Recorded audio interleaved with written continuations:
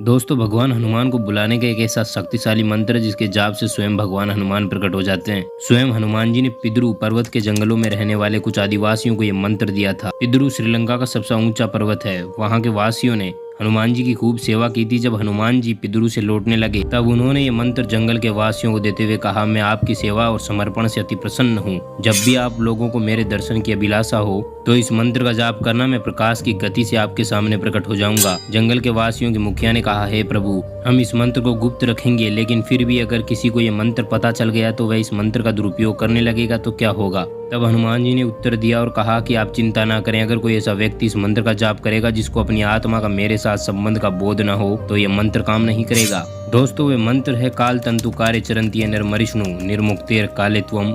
क्या आप जानते हैं कि शिव जी के पास उनके अस्त्र शस्त्र कैसे आए? नाग, डमरू, त्रिशूल, ये तीनों शस्त्र केवल शस्त्र नहीं हैं, बल्कि इन शस्त्रों के अस्तित्व में आने के पीछे कुछ कहानियां छिपी हुई हैं।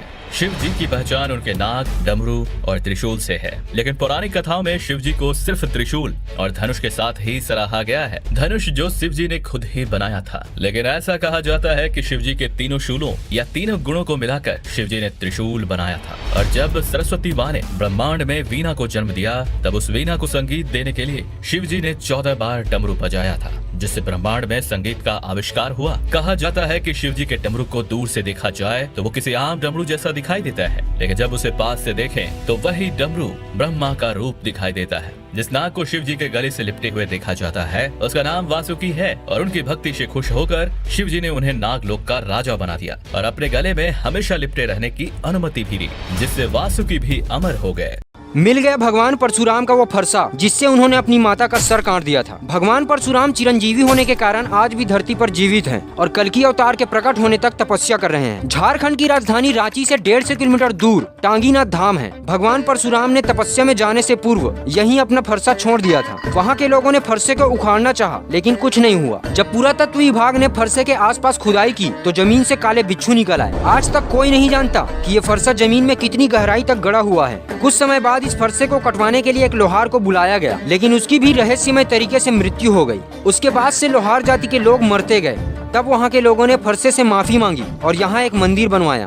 कहते हैं कि ये फरसा धातु से बना हुआ है और जमीन के अंदर गड़े होने के बावजूद भी इसमें जंग नहीं लगा है। ऐसा माना जाता है कि कलयुग के अंत में जब भगवान विष्णु कल्कि अवतार लेंगे तब भगवान परशुराम भी इसी फरसे से पापियों का अंत करेंगे। मैं बालक तू माता शेरावाली है, टूटिए नाता शेरावाली हो। मैं बालक तू माता, हिम्मत में क्यों हारूं मैया, सर पे हाथ तेरा है, तेरी लगन में मगन में नाचूं गाऊं तेरा। हिम्मत में क्यों हारूं मैया, सर पे हाथ तेरा है, तेरी लगन में मगन में नाचूं गाऊं तेरा जगराता। मैं बालक तू माता शेरावाली है, टूटिए नाता शेरावाली हो।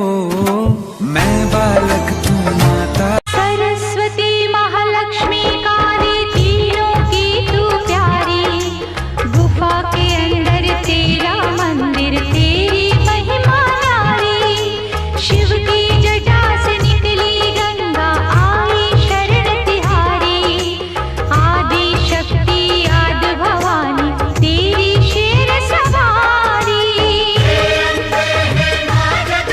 सारा जग है एक बंजारा, सारा जग है एक बंजारा, सबकी मंजिल तेरा द्वारा।